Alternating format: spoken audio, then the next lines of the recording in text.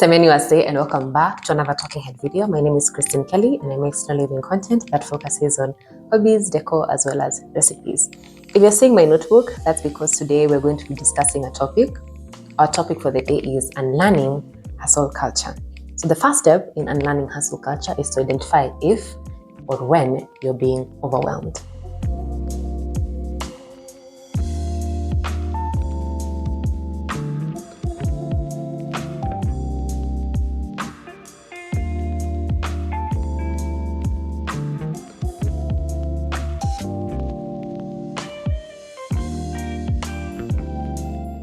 So do you find yourself in a constant state of perpetual motion, or you're constantly busy, or you feel that you need to keep up with the times or keep up with your peers, keep up with the aspirations and the goals that you've created for yourself? Well, this internal and external pressure is a key indicator that you're being overwhelmed. And if you're overwhelmed, it means you're trying to keep up pace.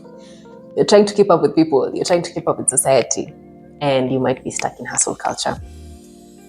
It's really important for you to understand when and who influences you to build up this pressure. Because again, sometimes the pressure can be coming internally from yourself or externally, but it's also important for you to understand what are these triggers, what are these situations that come about that make you feel that you're being left behind, that you're not busy enough, that you're not being productive enough.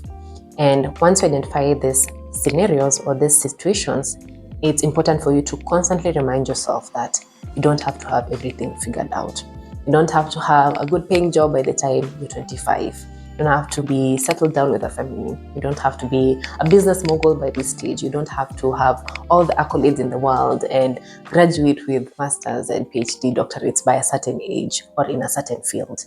Sometimes you really have to just sit down and be objective with these goals and these milestones that you've either set for yourself or society has set for you. You don't have to be in competition with this idealized version of yourself. So after identifying the situations where you're being overwhelmed, it's important for you to understand there's something called productivity myths.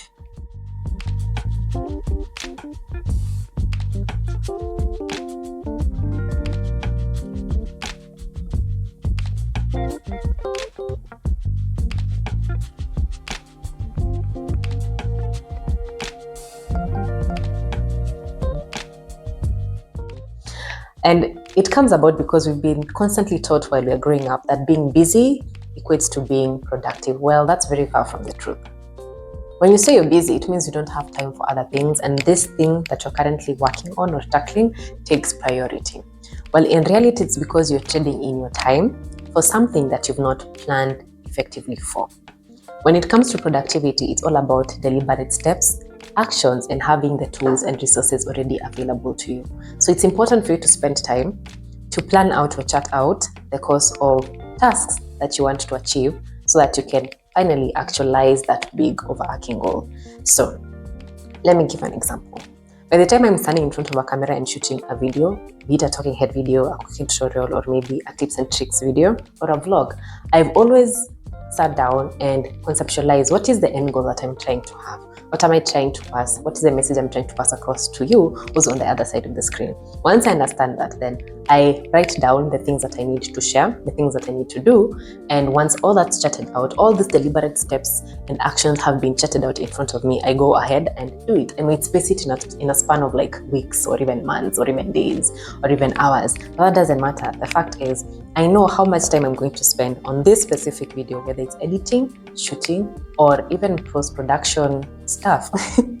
So once I've chatted out that course with all those deliberate actions and steps, and ensure I have like a lighting fixture here and my notebook is ready with me and my microphone is already charged. Once all those things have been set down, once I sit down and start shooting the video, or once I start shooting the video, I will spend less time on this specific task, on this goal of shooting the video and publishing it.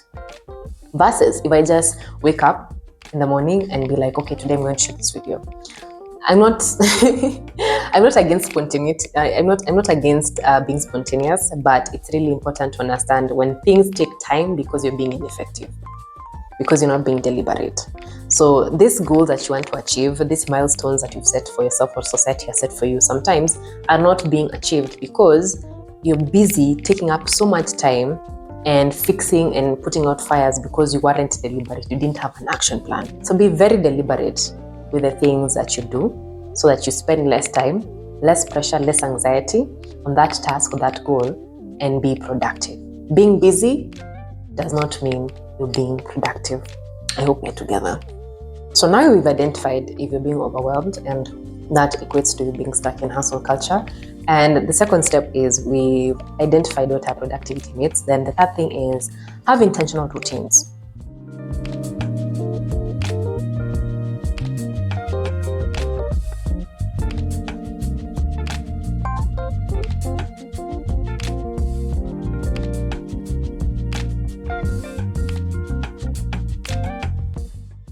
This also ties back to being deliberate with your actions, because you have to understand that you can't always be in a constant state of growth. You can't always be hitting milestones after milestones, going to the next step after next step, jumping from one task to another task. Hey, you have to slow down. You really have to slow down. So that's serious, you have to slow down. And this is why having intentional routines comes into play. You have to have routines whereby you slow down. Take time out of your day to go through maybe TikTok, I don't know, doom scroll on TikTok.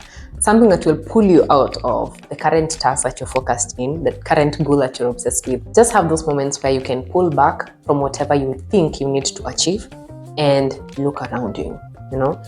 If it's that afternoon tea that you drink by the time you're coming back home, that morning routine that you do, you know, your face skincare routine that you do before you go to job or before you go out, do that. You know, if it's the weekend when you're having your deep cleaning moments and you just want to couch potato like you've never couch potatoed ever before, then do that. If it's during the vacation where you go hiking or you go visit people up country, go do that. Just remove yourself from this belief that you have to be busy, that you have to be growing, that you have to be improving, and just admire the world around you. And this leads on to the other part, which is reconnect with your hobbies and things that bring you joy. During these intentional routines that you've created for yourself, where you slow down and take in the world around you, incorporate things that bring you joy.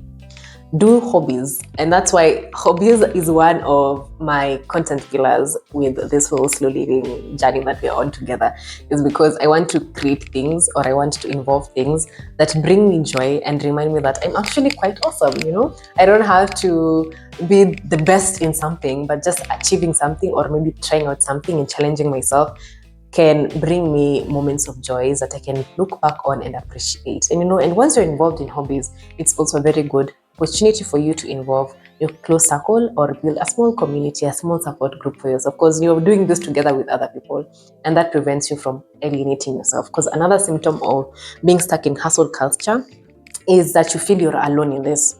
You feel that everybody else has things figured out and you're the only one who's lagging behind. But now being in a community, in a support group, or involving yourself in hobbies and activities where you can see other people living life, then you're going to realize that, you know what, you're not actually being left behind, and where you are is okay.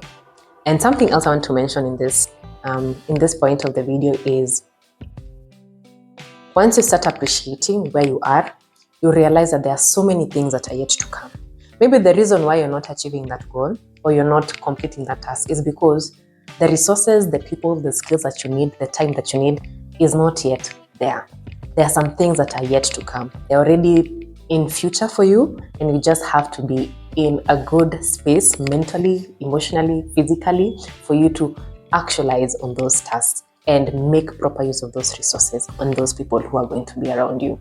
So I hope this is a good topic to assist you in your slow living journey as well, and to remind you that you can slow down and let's stop. You know, let's put some brakes on this hustle culture. So guys, yes, I hope you enjoyed this video, and if you really want to hear my thoughts on some other topics that are related to slow living, then give me a thumbs up and make sure you subscribe so we can catch up next time. Bye.